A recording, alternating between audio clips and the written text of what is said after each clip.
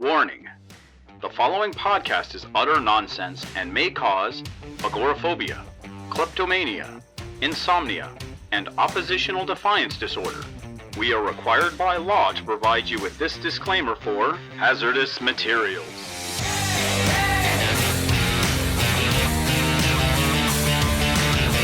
And welcome back to Hazardous Materials, last week's comics this week, wherein we talk about last week's comics this week. And then we talk about the latest multimedia news, like, say, casting or some comic fluctuations, just to keep things spicy. Just a bit. My name's Casey Johnson, with me as always, Gideon Gonzalez. So, what do we got? Well, Batman 86 came out. And we thought we were going to be excited about that. I was pretty lukewarm on it to begin with. DC has been puffing this one up. Yeah. So we expected, okay, it's going to be fresh, it's going to be new, we're going to have something to say. We even put it in our show, and it's certainly a new jumping on point. But I don't know. It's just kind of bland. Like, it is bland. I'm not a big James Tynion the Fourth fan. I like his Justice League Dark. That's pretty good. But I'm not a big Batman fan. Yeah, a lot of his stuff, it's a little dry, kind of wordy, and this one definitely falls into that category. Yep. So the premise of the book is there's a new villain called, I think it's the Designer. They've got some sort of big overarching plot that involves all of Batman's villains, a la Hush. Yeah. Tony Daniel's on art duties, and he's not my favorite Batman artist. Like, he's a good artist, but he's just I've seen him on Batman a million times this decade, you know. What is Tony Daniels? I know for a fact he was not the Daniels that did Daredevil way back during the Armored Daredevil times. No, that was McDaniels. That's Scott McDaniel. That's right. Tony Daniel did some X-Force in the 90s, like around the time Greg Capullo was on the book. He was doing some of the Dick Grayson Batman era stuff with Judd Winnick. Trying to think. He did Deathstroke for a while.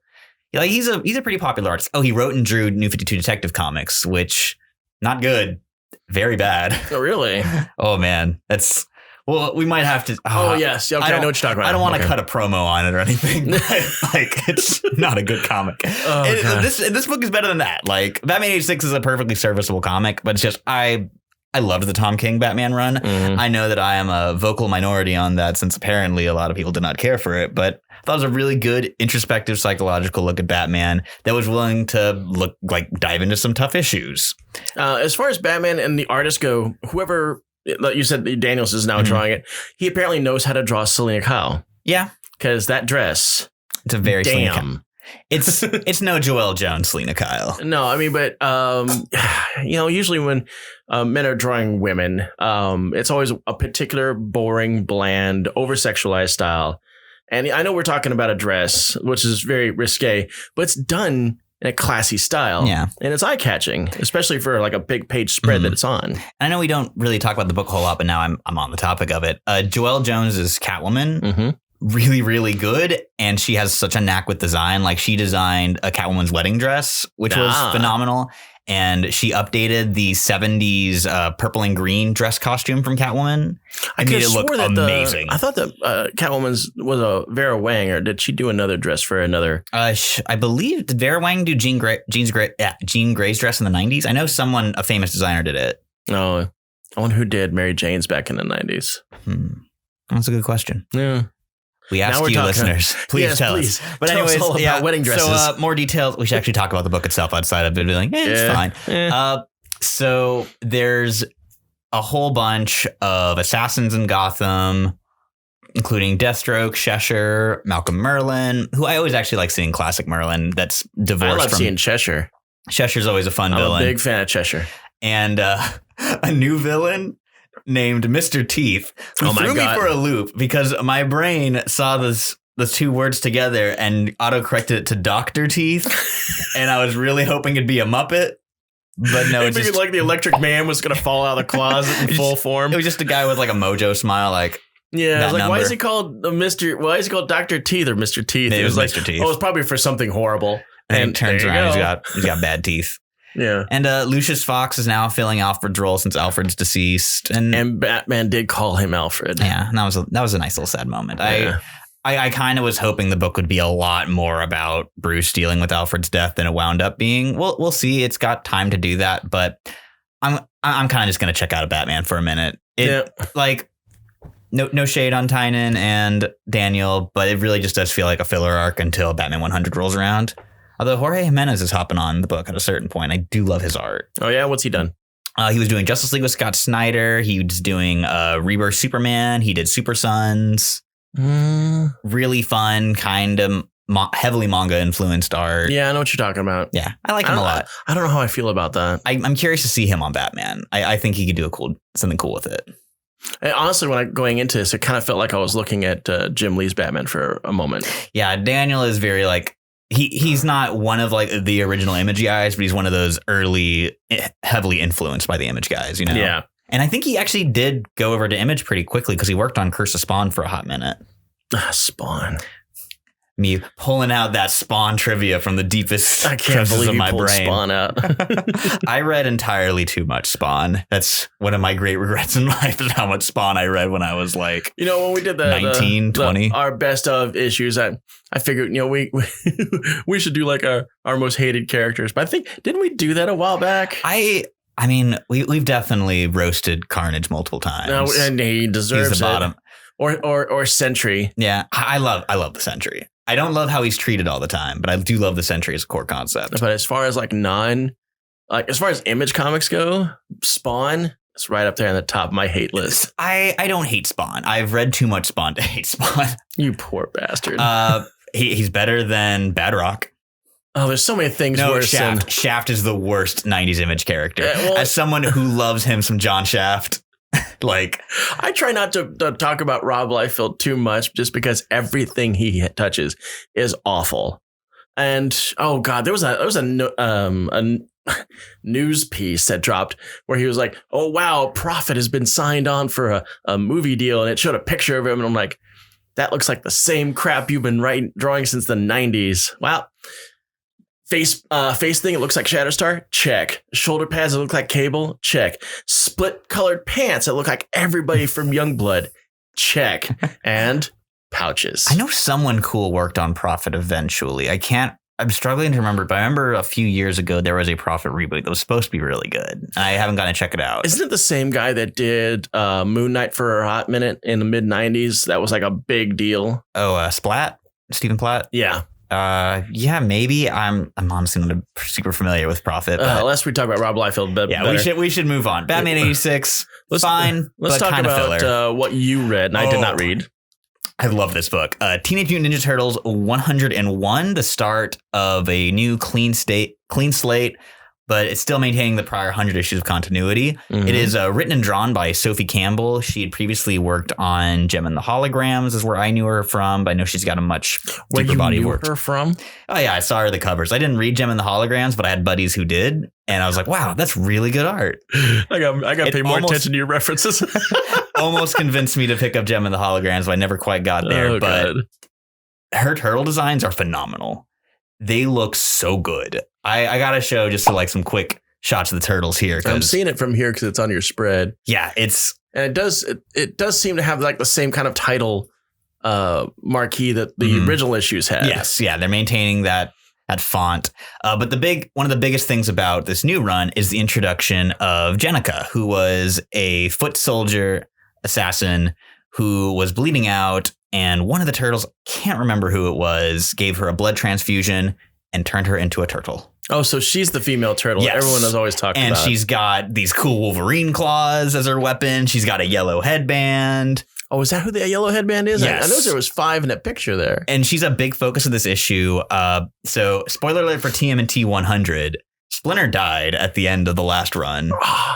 And so the Turtle Boys it's 6 months on. They're pretty broken up about it. Like, Leo is like all focused on his training. Mikey has been like taking care of this cat and getting like kind of obsessive about it. Donnie's doing machines. And Raph has ran away from the group. I saw that coming. And he's wearing a black mask and doing some vigilante work in Mutant Town, because one of the big things from the prior run was a big gene bomb going off and turning a ton of citizens of New York into mutants. Yes. And so that's where Raph's hanging out. Jenica is helping out in there as well. And she meets up with Mona Lisa, not Venus de Milo. Oh. Mona Lisa, she's like a lizard character. And I think she was an early attempt to like kind of float the idea of a female turtle. Yeah, because I know that there's 2 previous attempts. Yeah. And Venus de Milo was one of them. Mm-hmm. The live action one who had a braided mask. Yeah. Yeah. Which it kind of breaks from the idea because the 4 turtles are all named after Renaissance artists. And Venus de Milo is a statue name. Yes. So failure. Janica gets away with it because she was an established character beforehand. Yeah, of course, obviously. Yeah. But when you're going from the ground up, like, come on, I'm sure there is a famous woman Renaissance artist they could have used, or even like a modern artist could have been cool. Yeah, Mary Shelley. Yeah, I mean, not really an artist, but well, yeah, like a writer. Yeah, that's like badass. One of the earliest, really influential horror writers. And you know, they're big, strong, and green, like Frankenstein. Exactly. But anyways, so what are your parting shots on this? I loved it. I'm going to keep going with it, which is the highest compliment I can give a book. Yes, this is quite true, actually. In this very crowded, constantly buying books every week. You've got an expensive habit, my friend. It's a high compliment for me to actually keep going with a book. So God, this looks like actually my buying habit. I was doing $300 to $400 a month on comics. It was disgusting. And that's when comics were like $2. Yeah, I had like stacks of them and I would just tear through them. And I was like, when I realized, you know what? I'm at a time where I need to start looking at my money, and I had to start cutting it. And I cut it like $200 and then I just cut it to 100 and there you go. Yeah. Well, and with that, we're going to talk about, you didn't read TMNT 101, but I did. And I didn't read this next book, but you did. And you have very opposite feelings on it as I did to TMNT. Yeah. Okay, so back in Captain Marvel, they introduced this new character called Star. The whole idea, it was a background character, a journalist that was interviewing Captain Marvel, and she got wrapped up in something, and she was gifted abilities. I think Minerva, Dr. Minerva, gifted her Kree abilities. Mm-hmm. I mean, with proper intentions. I mean, it's a big, deep thing, but Minerva did it to help the Kree people. When will we get a villain named Creation? Oh, stop it. Never say that again. So we got Star, who on paper kind of looks like Starlight from The Boys. That's kind of where I'm going. I was going to say she's kind of looks like a Diet Power Girl design, but... Exactly. Yeah. Lots of white, a little bit of red. Actually, it reminds me exactly of... I'm sorry, Rob, we need to get another image on here, but do you remember George Perez's Power Girl redesign from the New 52 that wound up getting scrapped? Yeah, with the stripe down her side and a full body suit. Yeah, and it was sleeveless, and it had like the big red triangle logo. I actually had Very that. Similar. I had a figure of that when it first came out. Hated it, but I love me some Power Girl, so I had to accept it. I was like, you know what? It's a full body suit. It's progressive, and I should support this kind of progressive character design. But the more I looked at it, I'm like, it's a bad design. I just don't like it. Give me some Amanda Connor Power Girl, please. And my wishes were granted. Yeah. Now, continue on Star. Yeah, Star. This felt like a comic that didn't need to happen. And when I heard this book was announced, I had just finished reading her stint on Captain Marvel. Okay, so Star has the reality gem embedded in her chest. Doesn't really know how to use it, but enough to kind of be slightly dangerous. She kicked Captain Marvel's ass, but during the course of kicking Captain Marvel's ass, she started drawing power from New Yorkers that were near the fight. So she was dropping them left and right. And so you can see her reputation going straight down the tubes. And then she just went straight full villain. She didn't care that she was doing what she was doing to New Yorkers because she wanted power. Excuse me. She wanted power to kick Captain Marvel's ass. She wanted power to do whatever she wanted. She was your typical villain. You know, I've been run down this entire time. Now here's my opportunity to shine, and I don't care who has to suffer for it. I'm like, the more I'm reading about it, it's like, how is Marvel doing a spinoff on this character? She's completely unlikable. I do love me a good villain book, though. I do too. You know, I love a villain book. This did not count. Aww. This did not count. So we get this issue. She's on the run. She's escaped the raft, as you are wont to do. Mm-hmm. And she's found a pop-up bar with no name, which I thought that was kind of amusing. I like that. And she's talking about the fact, like, this place smells, and it smells like ham. How does it smell like ham? Oh, and the drinks are disgusting. And that's when she decides to go out and gets completely ganked by Loki, who says over and over, listen, I know what I'm doing here looks villainous. It looks evil, because he's like trying to get the reality stone out of her. But I swear to you, I'm doing this for your good, and reality's good. Does it look evil? Okay, yes, it does look evil. I swear that I'm not doing this because I'm evil. He keeps doing this over and over. Loki was probably the shining spot of this book. I could have enjoyed the entire book of just him following her around and from his viewpoint. And I'm glad they're following up on that, because I really liked Loki and Jerry Dugan's Infinity Saga from a couple years ago, where he was at a center point of all of the Infinity Stone stuff. So I'm glad they're keeping that continuity. They were specifically throwing back to that, so much so that when he was talking, they put that little star and it says, see Loki from the Infinity Wars. So I mean, this was obviously a reference to that. That's cool. I like that. So apparently there's two people that have stones in them. There's the Time Stone guy. Can't remember what his name is. Time Stone guy who I forgot his name. He has a name that resonates with another character. And he's got he also has a superhero name, I think. Yeah. It's not Rewind, but something similar to that. So anyway, she gets away from Loki. She uses the Reality Stone to completely vaporize him, which doesn't work because Loki was kind of using a simulacrum. So it kind of comes out of shadows and goes, wow, that would have sucked if I was really there. Kind of one of those routines. Classic Loki. Yeah. So she gets into other fights with other people, and she's starting to kind of use the Reality Stone. She gets into a fight with Titania in the bar with no name and tries to use her abilities on that. She runs into Jessica Jones, not realizing that Jessica Jones is best friends with Captain Marvel. I did see that scene, and that was really good. That made me want to read the book, actually. It was the same kind of confusion that a lot of people have, because Captain Marvel has two best friends. They're both named Jessica. One's named Drew, Spider-Woman, and you got Jones, Jessica Jones. Which might actually... She thought Jessica Drew was her only best friend. So she came to Jessica Jones, hey, I need you to help me. Why would I help you? I'm Captain Marvel's best friend. And she goes, are you serious? Which is kind of funny, because Jessica Jones was originally pitched as a Jessica Drew book. It was. Yeah. And they ended up scrapping it because they wanted to use Drew in another book. And I was like, well, we've still got this great idea I want to do with Alias. It's like, well, make one up. It is funny that Bendis did wind up getting complete control of Spider-Woman within a couple of years of Alias as well. Yes. And that's just this really sad thing, is that while Star herself is completely unlikable as a character, it seems like all of her guest stars in the book are that much better.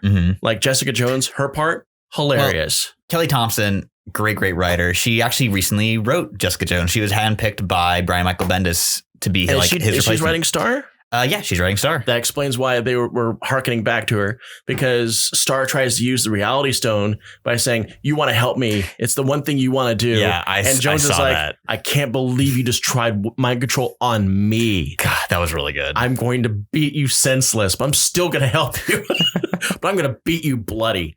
So that was great. I really enjoyed that. Honestly, I would read Star if they kept bringing in other characters to riff off of her. Yeah. But if they actually had a book where it just focused on Star, her character development, all that other stuff, I'm out. Well, that is a key part of becoming a Marvel character, is you have to get ingratiated into the universe. So they got some work to do. Yeah. Because at the end, I was like, I still dislike this woman. I still do. But I like all the people that they brought in, like Titania. It was great to see Titania again. It was great to see Jessica Jones in a nice, clean book instead of that noir look they always give her, or that under inked thing where she's like in the background. She just doesn't have enough lines to actually show that she's Jessica Jones. I'll not take this Michael Gaydos hate, sir. The man's a wizard. Whatever. So that Star hate aside, we're going back to a book that we both love. Oh, yes. Oh, Amazing Spider-Man 37. Ryan Ottley's back on the book. And my God, like after 6 months, or not 6 months, Jesus, after like 6 issues of that really boring 2099 arc. What a sleeper. Yeah, no kidding. It is. And it's not a sleeper in a good way. No. It's so nice to have a fun kinetic Spidey story that's building towards the bigger plot. It does have elements of the 2099 story. The little future teller machine that Spidey gets in that is a big part of this. Yeah. It's letting him like, oh, cool. I can like solve problems like before they happen. So he stops like a bodega from burning down. He's able to get the jump on Stegron. Very Minority Report. Yes. And there's even a little bit where he's like, yeah, normally this kind of future stuff doesn't really work out too well. Like in Civil War 2. Yeah, exactly. And there's a fun bit where he's asking a lot of superheroes, like, what do I do with this machine? And two of them, one is Iron Man saying, what did Carol say? And one is Captain Marvel saying, what did Tony say? I thought was very fun. I like the fact that Carol and Tony have largely healed their rift from Civil War 2. Yeah, but then Carol chunked Tony into space and tore him in half, and that ruled. What? Remember in Captain Marvel? Oh, God. Yeah. Well, I thought that was the automaton. Yeah, it was, but it was still satisfying to read. Oh, Jesus. That's right. You hate Iron Man. I do not care totally for old forgot Iron Man. this. But anyways, the big plot thing in this issue is another little Kindred tease, which I still think it's some form of a Peter Parker soul portion. That's still my go-to answer. And he brings back a very long dead character, the Sin Eater. I saw the reveal on that. The old Green Hood. The villain of one of my favorite Spidey arcs by Peter David. Is this the DeWolf Sin Eater? The one who killed DeWolf? I believe so. They didn't name him specifically, but he's the only Sin Eater that matters, you know? Yeah. The one that, what is his name? Oh, I forgot his name. I just know that he killed Jean DeWolf. Yeah, and that he plays into Venom's origin because Eddie Brock thought he was interviewing the Sin Eater, but it turns out it was the Sin Eater's neighbor who thought he was the Sin Eater. And it kind of screwed him over his career. Yeah. But I'm excited to see what Kindred does with the character, and I'm so glad Ryan Ottley's back on the book. I know he's not drawing the next issue, but in a couple issues down the line, we do get I think 3 consecutive issues from him. Okay. But enough with gushing about Spider-Man. Now it's time to gush about Hulk. We'll gush about Hulk. So now we got Immortal Hulk, number 29. We still got our boy the Minotaur who loves Dario squishy Agger. things. Yes, nearly squishes yet another head. A lot of blood. A lot of blood came out of that boy's head. But the man does not die. I would not deliver news to this guy within arm's reach. At least wear a helmet. Just the man use a radio. Just text it to him. Yeah, he's not going to pull that Vader. I always thought that it was really impressive that Vader could kill people through a view screen. I was like, where the hell is Admiral Niet? I mean, it's like he's just a random place across the way. He's like, I kill this guy through TV. So wait, now that raises actually an interesting question for me that I'd never thought about before. So Nightcrawler's whole thing is he needs line of sight, right? Well, he needs to know where he's going. Yeah. So if he's looking at a TV screen, can he teleport there? Yes. Oh, cool. That's awesome. Yeah. Hell yeah. That is pretty cool. I love Nightcrawler so much. But anyways, here the Hulk and Co. are faced with the problem of Roxxon unleashing 4 big ass kaijus in different cities. They have great names. Harryhausen, Lovecraft, O'Brien, and Bradbury. Yeah, which are all literary references. Yes, all great monster designers. Obviously Lovecraft and Bradbury, the 2 authors, and then Ray Harryhausen, the miniatures. Yes, exactly. And O'Brien is the man who designed the King Kong puppet. That's impressive. Lovecraft is not eaten. That works for me. Keep him hungry. And yeah, so Agger teleports these monsters into different cities, specifically timed while the Avengers, the FF, and I think the Champions as well are name dropped, are either off planet or otherwise occupied. Yeah, because they were doing this on largely the West Coast. And Champions is like, well, those are East Coast. It's going to take them forever to even respond to this kind of thing. It was kind of interesting, though, that he did mention Champions as in they were a real threat. Yeah. But they're on the East Coast. I'm not going to worry about them too much. And so the Hulk is forced into action and he's forced to be a hero. Yes. But you see him have some serious misgivings about. I'm loving Roxxon's these machinations they have. Just how they're playing Hulk, how they're testing the waters with PR. I'm still so curious what they're going to do with Zenmu, the living Hulk. Yeah, they keep hinting on him. I don't know. I kind of expected Hulk to land and get in their belly and just bust out and that'd be the end of it. I mean, that's what you deal with when you've got Hulk and a large monster. He's going to get in their colon, wherever, be a nice place, and exit. And that's going to be the end of that guy. So that's how I'm expecting this next issue to go. I'm expecting we're going to see some exploding kaiju. Oh, I'm very excited. And knowing the reputation of the art of this book, Joe Bennett never disappoints. I'm willing to bet dollars to pesos we're getting exploding kaiju in the next book. We're going to get some good gore. Hopefully. Some super good gore. And I bet you he gets maybe some stomach acid damage. I was about to say, we haven't gotten anything as gnarly as the Abomination art in a while. Yeah. When this Abomination stomach acid melted Hulk's face off. Yeah, we gotta see some kaiju he's covered in acid and skeletal and busting out. That would make a great spread. If I was an editor and I was in this and I was like, wait, you just brought in kaiju? This is what you're gonna do. This is by issue 12, you're doing this. And then out of spite, Joe Bennett won't do it, but do something even better. Well, I hope he ratchets it up. I'm really actually expecting we're going to see some really horrible stuff in this next one, because this is clearly a setup. We got 4 monsters, 4 monsters to kill in unique ways. That's what really this is all about. You can't kill one monster in one unique way and call it a book. No, you got to get really biblical and introduce 4 of them. I really hope we get to see Samson, Betty, and Sasquatch out in the field. Now, I'm a little late coming to Immortal Hulk, and I saw an interaction that didn't make sense to me. Okay.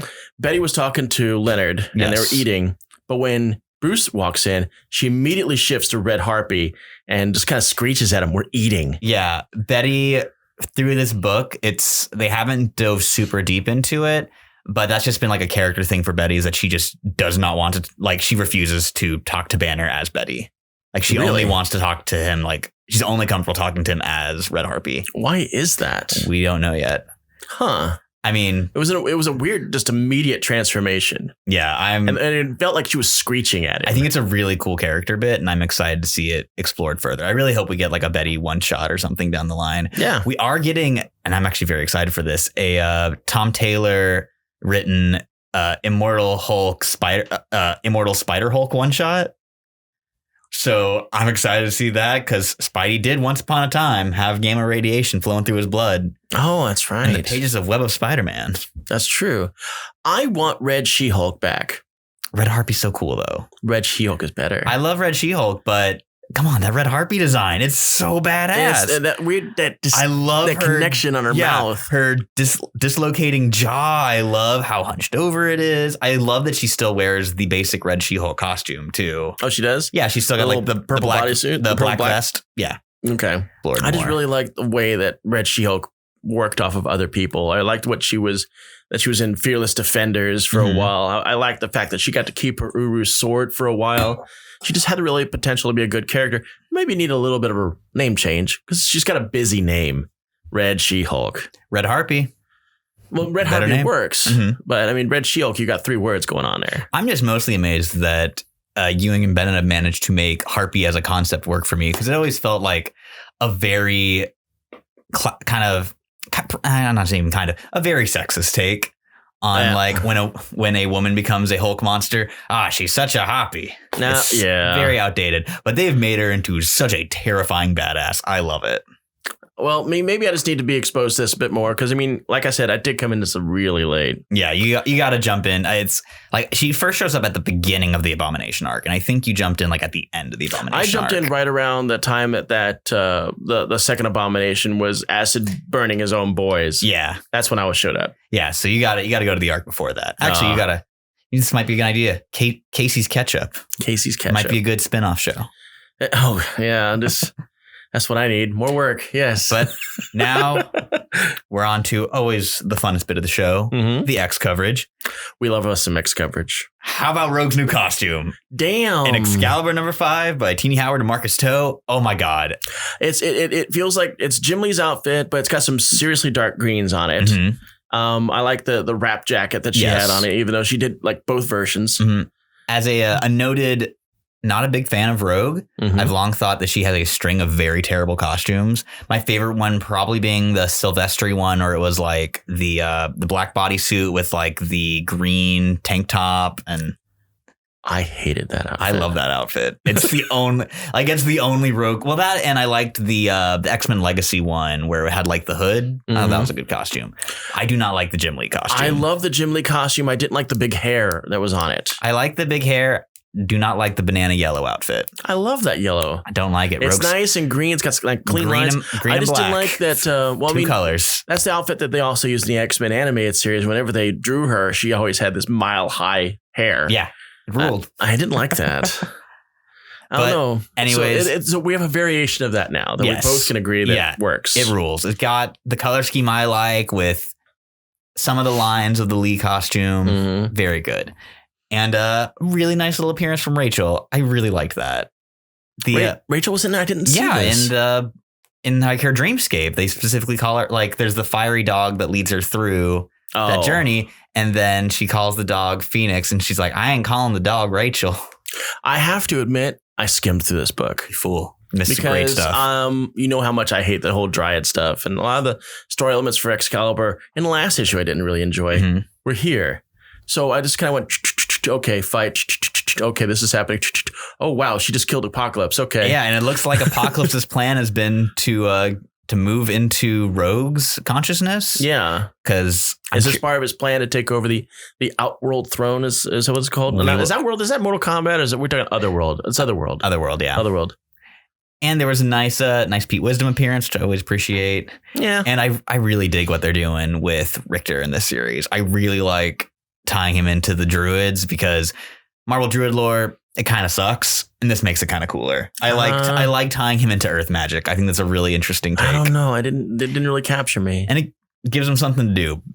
You know, I thought that a lot of Richter books is just Richter being sad, and I like having Richter. Yeah, why is Richter always sad? He's just a sad boy. He is a sad boy. I miss his. He's a confused boy. I miss his tank top from the '90s with the little spray painted red X. He's a confused bi boy.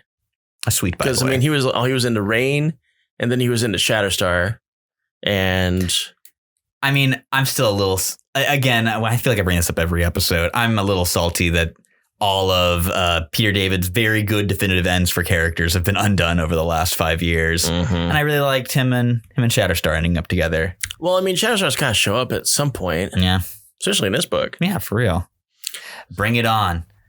Now, we're going to talk about New Mutants. Yes. Oh. God damn. We're back to the space stuff with Jonathan Hickman and Rod Reis. And, oh man, the kids get to fight. Well, I don't know. I call them kids because they're in their 20s. They're like my age. Yeah. And it rules. It rules. It totally so clown the Death Commandos. Yeah, they get to fight Shi'ar Death Squad. Clown.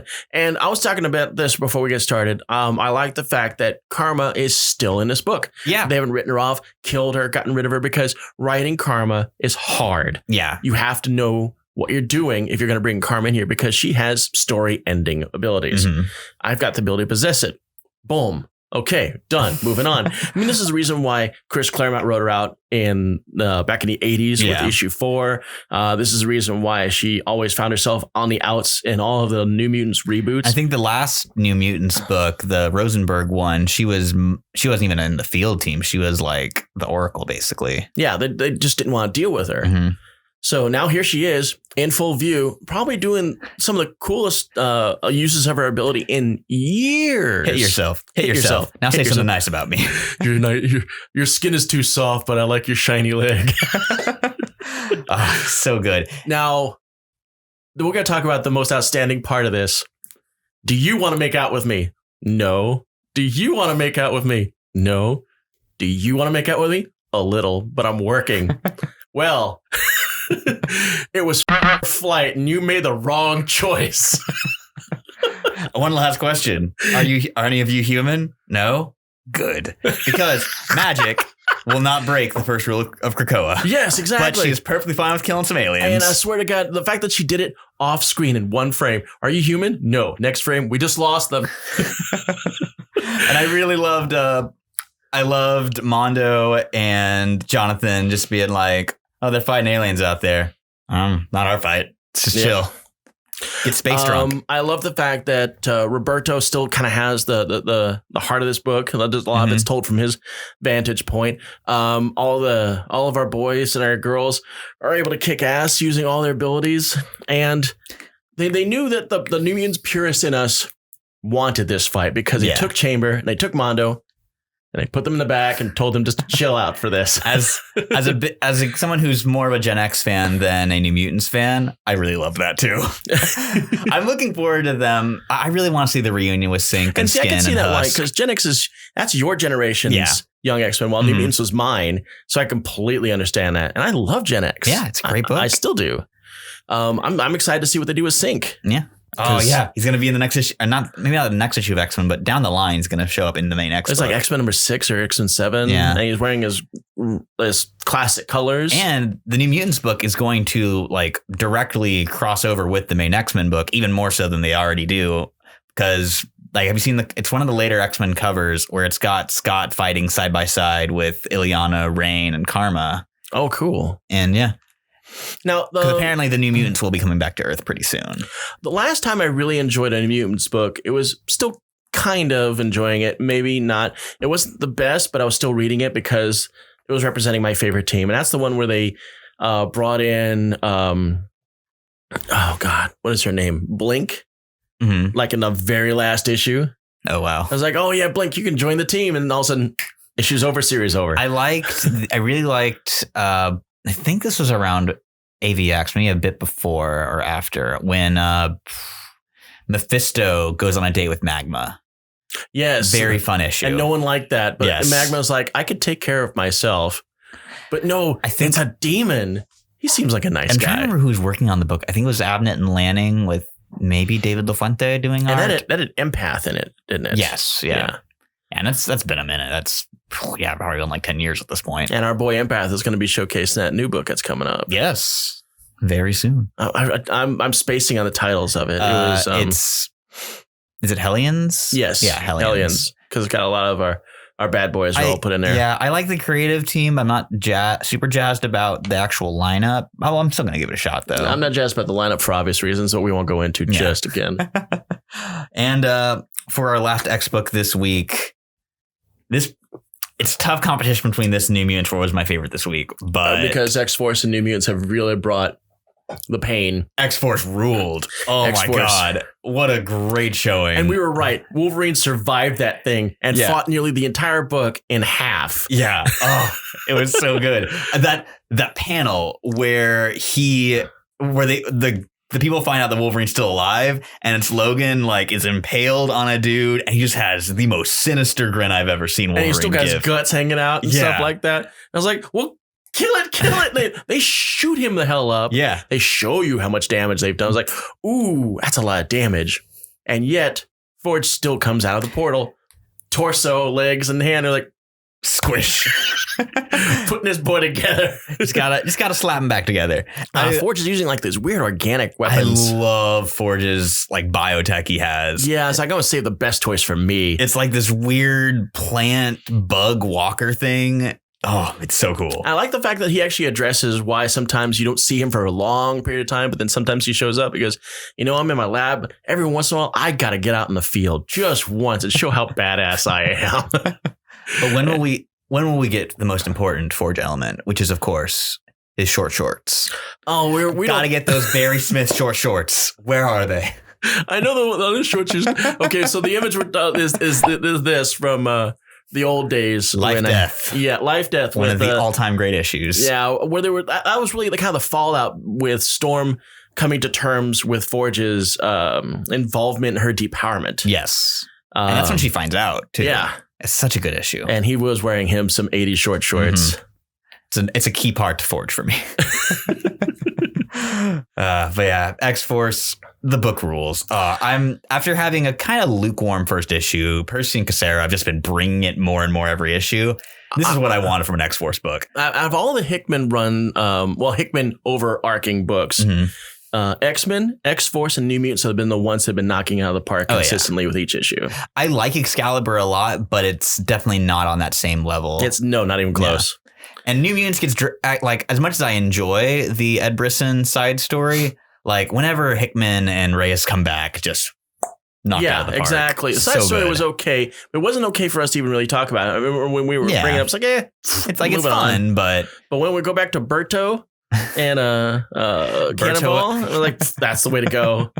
He's talking about how he's trying to keep in his best friend's good graces by giving his kid present after present. Am I buying my way into my friend's good graces? Yeah. Am I okay with it? Yep. Yeah. And this kid's going to love me until the day he dies. So yes, shocking news. The X-Books rule. I know. And I honestly feel like I'm getting the vibe of my New Mutants back that I had way back in the 80s when I was a kid. And I'm exceedingly happy about that. And I'm hoping it can keep this kind of energy up. Ooh, actually, that should be the first thing we talk about after the break is the New Mutants trailer. We could talk about that. And with that, here's a word from our sponsors.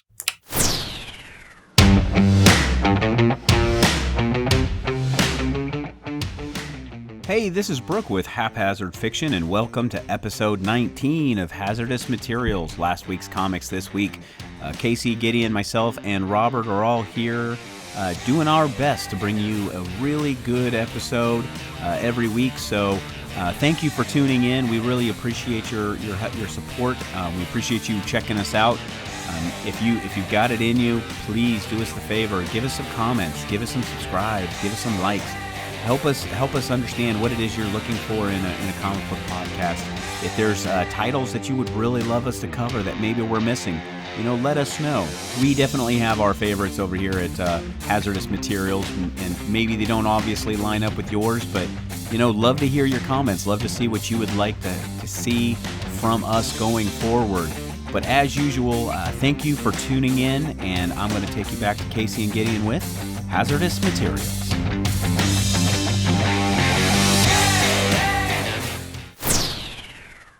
And welcome back. And as promised, we're talking about something that's been, 2 years now since the last one of these guys? The trailer for New Mutants. Yeah, we actually got another trailer. Yeah, it looks great. Yeah, looks it was actually good. Yeah, oh my God, Magik's armored arm and the sword. It gave me promise. Yeah. And the sunspot shot. Oh. That nailed it. Yeah. And Lockheed was there. Was he? Yeah, I didn't see that. Doing the fight with the demon bear. You can see a little purple dragon flying around and breathing fire on him. God damn, I need to open this thing up and watch it. And see, I watched it on my phone because I wake up, I'm like, hey, new trailers. I'm like, I'm gonna watch it on my phone like an idiot. That's what I did. I had to have the comment section pointed out, and I was like, what? And I go, oh my God, the little purple dragon. That's actually very cool. Maybe that's the character they talked about in reshoots that they're going to try. Yeah, I mean, it's certainly a lot easier to work in than Warlock, who a lot of people were assuming. From what I saw, Demon Bear looked like Demon Bear. Yeah. Getting me that Bill Sienkiewicz realness. I will give it to him. He could draw a Demon Bear. You can draw a good bear. You can draw a good bear. And it looked like we also had the Soul Sword going on there. So I'm excited about that. I'm also excited the fact that Illyana seems like Illyana in that trailer. Yeah. I killed 18 people one by one. I was like, damn, that's how I know magic. all I need is one. I'm not invulnerable and blasting. Exactly. My I need boy that Cannonball. Yeah. Oh, speaking of which, when I saw this trailer, I felt compelled to write in my old column on Facebook, comic book facts, which I hadn't touched in like a year. But that morning I saw that trailer. I was like, oh, I need to write. And so I wrote a write down of all the characters that are involved in this, because a lot of people that see New Mutants have no idea what these characters are. You're even some of your casual comic book readers don't know who the New Mutants characters are. Why they call the New Mutants? I don't know any of these mutants. Are they X-Men? Maybe kind of old mutants at this point. Yeah. So I did a write up on that, which you can find out on www.facebook.com/mycomicbookfacts and tell me what you think. So a little self-grandiose plug there. Hey, if I can't plug myself on my own show, what can I do? If you ain't self-promoting, you ain't trying. Exactly. So this trailer was great. Yes. Because we finally got to see them using powers, which we didn't get to see in the first trailer. And I think that's the reason why that trailer suffered. And everybody thought, oh, okay, that looks got shit. I mean, I really like the first trailer. I like the spooky tone for it. But this looks much more kind of a bit more crowd pleasing. Yeah. It seems to me like Cannonball's powers aren't so much about his flight as isn't his explosive ability, which plays better into his origins, because Cannonball used to be a coal miner in Kentucky, and that's how his abilities went off, because he ended up hurting a lot of people by he basically blew himself up. Not himself, because he is in fact not invulnerable when blasted. Not invulnerable when he's blasting. So now that he's got what appears to be like explosive abilities around his arms, you got the same effect. You're still blowing up a bunch of coal miners. He does also kind of suffer from having his shtick kind of taken by a Negasonic teenage warhead. And I notice he's got a cast on his arm too, which I think comes from his origin. Nigh invulnerability, not full invulnerability. Not full, just nigh.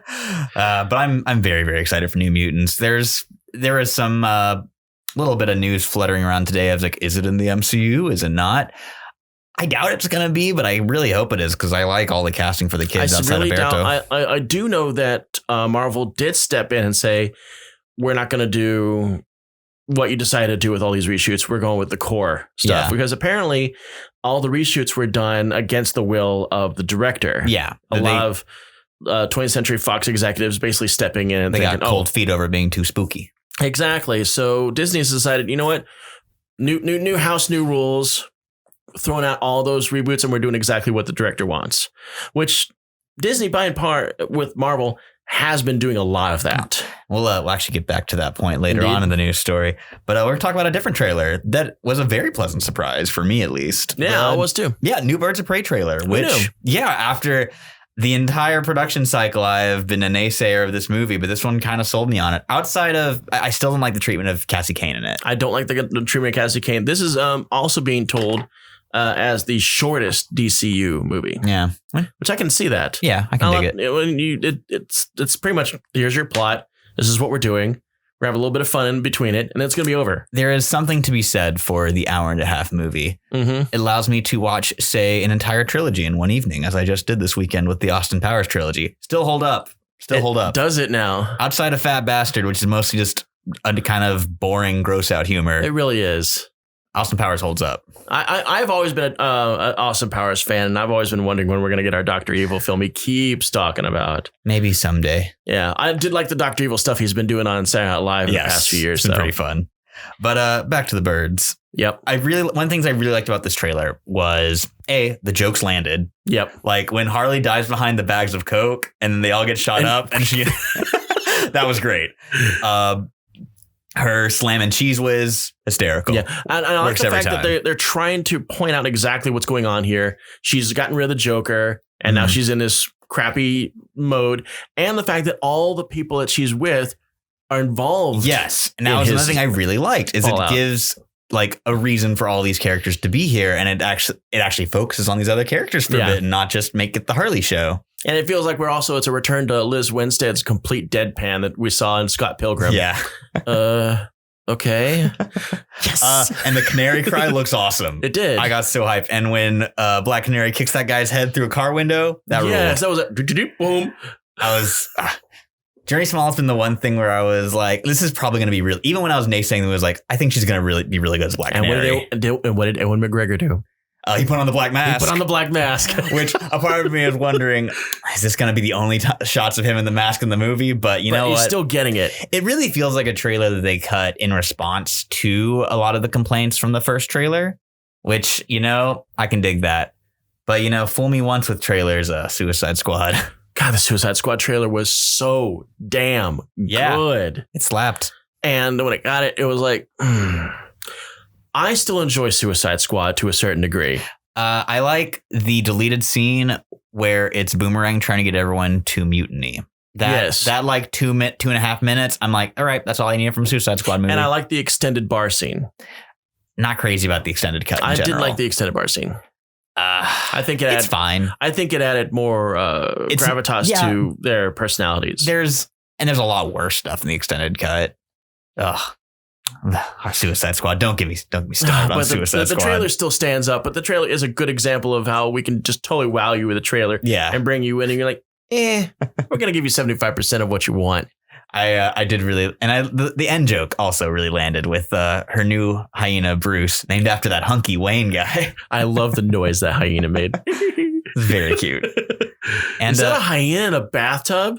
Yes. A sweet boy. But moving along to something a little kind of unfortunate, but something that I think is interesting in the comics realm. Mm-hmm.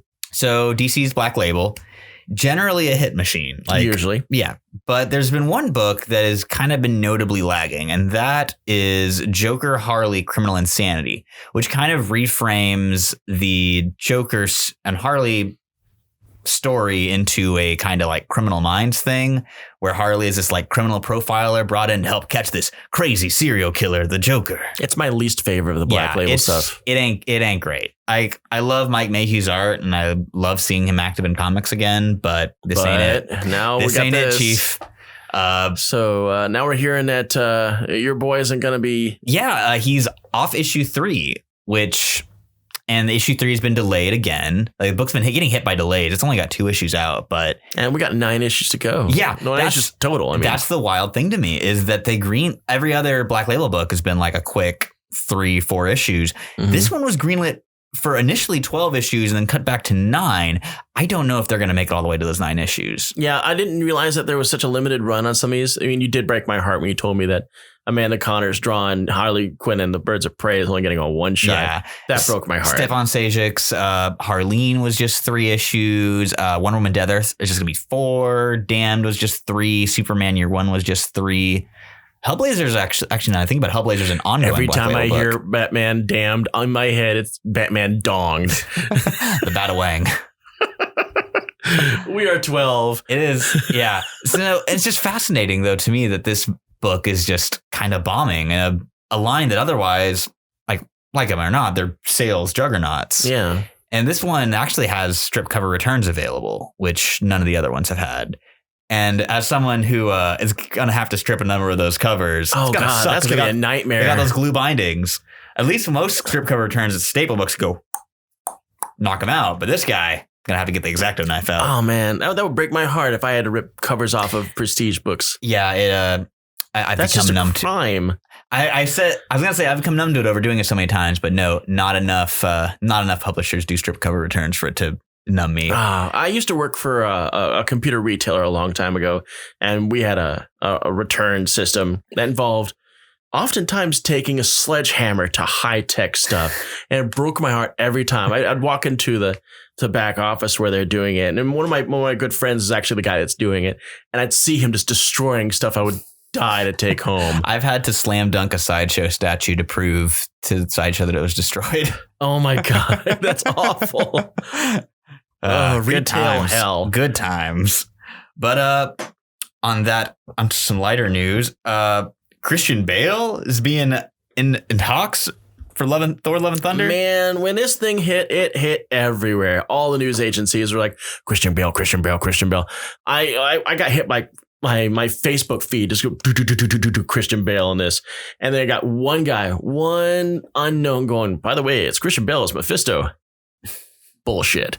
I thought that'd be cool. I'd be down for Christian Bale as Mephisto. I would be too, but I don't think that's what we're doing. A lot of people are clamoring for Beta Ray Bale, but that's what I've been seeing. I think Beta Ray Bale's too big of a character, frankly. Yeah, I don't think it fits with his. Well, but then Christian Bale is a transformative actor. He will become a horse. Yeah, I mean, he has gone from the Machinist to Dick Cheney, which is some drastic body manipulation. Yeah. But I think. Well, at least for me personally, I want to see Beta Ray Bill in multiple movies. And I don't think Christian Bale is going to be jumping on for that 11-picture deal. You want a good old horse head and everywhere? I want him everywhere. I want a goddamn Beta Ray Bill franchise. I don't know why so many people like Beta Ray Bill. Because he rules. He's great. Look, my producer loves Beta Ray Bill. I knew I was going to catch some hell for this one. He's so pure and good. He made the sacrifice for his entire people to take them away from their destroyed world to find a new planet. He went through the horrific, genetic and cybernetic enhancements to make himself look like a horse. His only friend, horse head. His only friend is a ship named Scuttlebutt. I don't know. Beta Ray Bill rules. I was kind of let down recently. There was an Alpha Flight spinoff. Omega Flight? Omega Flight. That was supposed to be a big deal, and he was supposed to be a part of it. And it just seems like right around the second issue, the whole thing just fell apart. Yeah, I didn't. I'm not sure what the backstory is. I know I think Matt Fraction worked on it. It went through. Omega Flight was supposed to be this big ongoing. Yeah. And they were going to involve the second Guardian. U.S. Agent was in there. And the U.S. Agent was in it. A bold and choice. The second Guardian, which was that one guy who ended up accidentally killing the original Alpha Flight. Mm-hmm. He was now wearing the Guardian outfit. I was like, okay, that's cool. Weapon Omega, who Mimic was watching over during the Dark X-Men thing. I was really let down by this because they even had, we're bringing in Beta Ray Bill. Yeah. Beta Ray Bill was in for a guest appearance. I think there was in the book. I think there was a lot of editorial interference behind the scenes on that one. Had to have been. Yeah. Which is a damn shame. But Beta Ray Bill still rules. And the character I really want him to play, one of two. And they're both Jason Aaron Thor characters. And this movie's going to be borrowing a lot from Jason Aaron's run with Jane Foster becoming Thor. Mm-hmm. But first off is our boy Dario Agger, the Minotaur CEO of Roxxon Industries. Because I want to see him bring that American Psycho energy, but he's a CGI bull. Yeah, you know what? I was taking a look at a new HeroClix set, which is Captain America and the Avengers. Is Dario Agger in it? He is in it. Is he smashing someone's head in the sculpt? No, he's human formed. Oh. So we're talking about the beginning of it, but it's still got all the keywords and all the abilities that he would have as that. I'm willing to bet that there's probably a Minotaur version of him in there if there's a human version of him in there.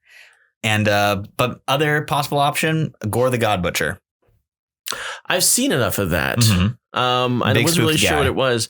I've done a lot of searches for various heroes and villains, and I've always run into Gore the God Butcher a lot. It's a Jason Aaron creation. He's in the first Thor arc, which is the only part of Jason Aaron's run that I've actually read. And it's really good. Like you know what his name says. He's the God Butcher. I still think that Christian Bale's probably going to be a villain. Yeah. So Gore or Dario. Yeah. I think those are safe bets. I don't think Christian Bale is going to sign on for multiple movie appearances. And even if we just get one movie with Beta Ray Bill, it's not a face role, you know? Yeah. Okay. We'll see. We'll see if Horsehead can sell it. just bring back, what's his name? Steve Blum.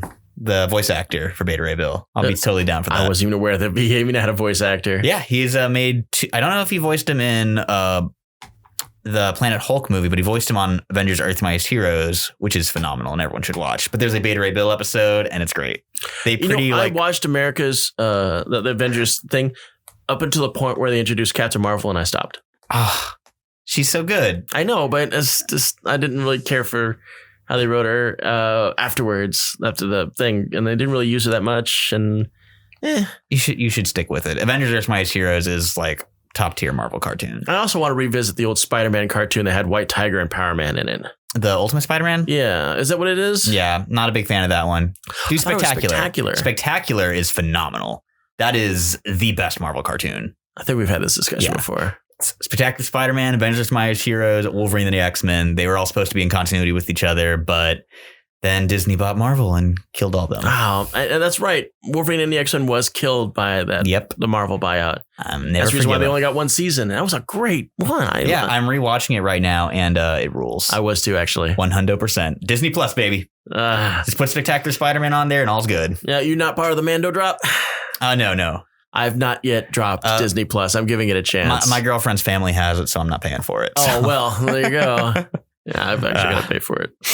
Okay, so what else we got? Oh. Yeah, this is actually circling back to the statement that the MCU lets directors do what they want. Scott Derrickson left Doctor Strange 2. I was very disappointed in that because while Doctor Strange is a bottom tier MCU movie for me, I really like Scott Derrickson as a director. You know, every time you say that, part of Brooke's soul dies. We actually had a nice conversation about it earlier. That it's not that great of a movie. Brooke is our producer. I need to explain that. I was walking in today to do a recording, and I noticed that he had the reality gem inside the Eye of Agamotto hanging from like his air conditioning unit or some crap like that. I was like, I expect that to be here. But yeah. And after, I didn't love the first movie, but I was hoping that, okay, like Derrickson is like, you know, he played ball, made the studio movie, and maybe they'll give him more freedom in the next one. And I was even more excited when he was like, it's going to be the MCU's first horror movie because Scott Derrickson, first and foremost, horror director. He did Sinister, Exorcism of Emily Rose, and a movie that I will cheerlead for until the end of time, written and directed by him, Hellraiser 5, Inferno. Well, you know, maybe his vision on horror is just too extreme. And the fact that he's got that pedigree when it comes to horror. He's got a particular step up that he has to achieve. It just wasn't viable. Yeah. I remember Feige immediately walking back when Derrickson said it's the MCU's first horror movie. He's like, it'll have horror elements. And I was like, I don't like that. I'm okay with it having horror elements because, this Doctor Strange movie, while you think it's bottom tier, for Phase 4, it's top tier. This is a big deal. This is an anchor film. Hot take, Infinity War is a better introduction to the character. For Doctor Strange. He does a lot cooler stuff in it, and I get a lot better vibe for him. I don't know. I really enjoyed the Doctor Strange movie. I do not like the Doctor Strange movie. Wow. With one thing, exact same plot as the Green Lantern movie, and now you can't unsee that. Beat for beat, it's the same movie. I don't know. I enjoyed it. I thought it was cool, and I was curious to see what they were going to do. I do know that this Multiverse Madness is an anchor film for a lot of changes. There's a lot riding on this movie, and it starts filming in May? Has to. Like they gotta fill those boots real quick. But on the bright side, Derrickson is still attached as executive producer, so and I've also heard some of his voice gets in there. I've heard a lot of potential other directors, which unfortunately my brain won't allow me to remember, who are tagged onto this, who can be just as good, if not better. I mean, we all thought that Ant-Man was going to tank it.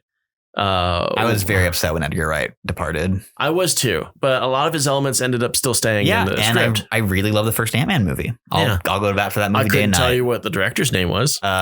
Peyton Reed. Who the hell is that? Did a lot of rom-coms before. Oh, really? Yeah. And he has been jockeying to do a Fantastic Four movie since like the mid 2000s, like since they were doing the Fantastic Four movies. Well, I mean, it was, as well as Ant-Man did, maybe we could give this guy a Fantastic Four job. I mean, he couldn't do any worse than the others. Yeah, it could be fun. Fantastic Four stick. Oh my God. And you actually brought this Star Trek news to me and brought a tear to my eye. It did for me too. So there's been a lot of back and forth on whether Star Trek is really going to get a fourth movie. More importantly, whether it's going to get a fourth movie with the Kelvin timeline. Yes. And I didn't know this. Hold on. Something stuck in my lip here. I didn't realize this, but the Kelvin timeline was a product of Paramount wanting to get that sweet Star Trek dollar. And not only the Star Trek dollar, but the Star Trek merchandising dollar, which they are not part of. For a long time, CBS and Paramount have co-owned Star Trek. I hope you're not going to yawn on me this time. Oh, you missed it. I did a big production of doing a yawn right when we started talking. So CBS owns pretty much all the TV aspects of it, with Paramount doing more of the movies. And they've been largely cut out of the dollars for a long time. So it's like, okay, well, we're going to make this alternate timeline, which is going to be in the movies, and we can start getting some money from this thing. The whole Kelvin timeline is all just I'm going to say it, and it's going to be sad. It's a cash grab. It's great. It's cool. Awesome. It is a strict cash grab. Well, 2/3 great. Yes. 2/3 great. When we first realized that maybe J.J. Abrams can't finish telling a story. Yeah. So when we're trying to do the fourth movie, it gets canned. And during that time, everything gets finished up. We got one owner of Star Trek, which is Viacom CBS. And that means that everybody involved owns a part of all of the money. So Paramount is obviously a part of this whole thing. So they're getting that dollar. But at the same time, we don't need Kelvin anymore. It's superfluous, for lack of another fancy word I can come up with. So we don't need Star Trek 4. Well, they don't need Star Trek 4. I need Star Trek 4 because Noah Hawley's developing it. Well, Noah Hawley still may be involved, but they may completely ditch the Kelvin timeline. I'd be sad to see it go, but yeah, if it means if it's Noah Hawley Trek, I'll be in. Like I can't think of a director writer who I would trust more to that property too. And on top of this, it seems that Quentin Tarantino is starting to get cold feet about his project. Yeah. It doesn't seem to be that invested in it anymore. I had zero faith that was going to happen. I get I it did cool, too. But I mean, with as tight as he's sticking to his 10 movies and done thing, I didn't really think he was going to make his 10th movie that a Star Trek movie. That would be hilarious if his 10th movie was a licensed property. I would love that. I mean, he's talked a lot about different things. He's also talked about that more recently. He really, really does want to do Kill Bill 3. But if he does that, that's his 10th film, and that has to be his next film. And I've read some articles that very well may be his next project. But knowing him, he could get distracted and end up doing Hateful Eight. You know, what a power move. Make your last movie be a crazy big sci-fi licensed property, and then just be like, just drop the mic and be out. Cool. I proved I can do it. Bye. Yeah. I read 2 interviews with him about that, and the reason why he's trying to do it. He wants to go out on top. You know, leave them always wanting more, and he wants his filmography to be a solid 10 movies that are all good. And he's not going to suck by aging. He's going to go on and be a playwright. He's going to do some television and all this other stuff. He did direct an episode of CSI. And he also did an episode of Alias. Oh, fun. No, he guest starred as a villain in Alias. One of the few villains in Alias that actually survives the series. It's really great. Let me tell you, watch the first season of Alias. This is the Jennifer Gardner thing. If anybody doesn't really know this, the first season of Alias is outstanding. I cannot endorse this enough. Now, towards the end, when you get in like season 5, it's starting to taper off and kind of lose a bit. You telling me J.J. Abrams can make a great start and not finish something? Yeah, but season one was like, holy crap. And yeah, part of that is when Quentin Tarantino coming in as a villain, it basically he takes over their office building. You know, the main characters all work for the CIA and this secret CIA kind of thing. And he just busts into it and takes them all hostage. And he manages to walk right out totally fine, Quentin Tarantino style. Good for him. And I think that's going to wrap it up for this week's episode. Indeed. We're getting close to our 20th episode, but we're still nascent, young. Our 20th episode in 2020. Yeah, we're still struggling to become mainstream for some of us to be recognized. And in doing so, we have a Patreon site. We haven't yet showcased our, I don't know, is this episode going to come after or before our big top 20? It's going to be before? Okay, so we still got our special coming up after this. The both of our top 10s for the 2010s. Yeah, and that was actually that really worked out. It was a fun episode to record. And in no way did the last episode and that special be us at the exact same time wearing the exact same clothes. Yeah, no. Well, see, that's why we got this episode so there's a buffer, so you can't so we have the that illusion same that, hey, shirts. we went home, we got new outfits, and suddenly we're back in our old clothes for that special. But that really worked. I was really excited with that episode, and this is one of those rare times we can actually talk about an episode that we've recorded before it came out on a new episode. Yeah. We were just going to do like a 20-minute thing, a 30-minute thing, and that turned into a solid hour. Yeah. So it's a full episode of content. Yeah. We're really excited about this. We debated about throwing this into our Patreon site, but it's just too good. We're going to put this out into the public consumption. And if you really like it, you can sign up on our Patreon. Hit a little comment if you like us, subscribe us if you really love us, hit the little bell. But we come out every Tuesday? Yeah, every Tuesday before the new comics hit. And all of the images that you see here will be on our Instagram site. What was it? Instagram, is it Hazmat? Yeah. Hazmat Show? Yeah, it's Hazmat Show. But there'll be a link for it down below. And I think that covers our social media. Yeah. And we're also on Facebook, obviously, of course. We do have a crossover upcoming with, is it Pure Bullfit? Pure Bullfit. My boy Kevin is going to do something there. We're just waiting for his episodes to hit, and we're going to follow up on that. It's going to be exciting. Yeah. All right. Well, see you guys next week. Yep.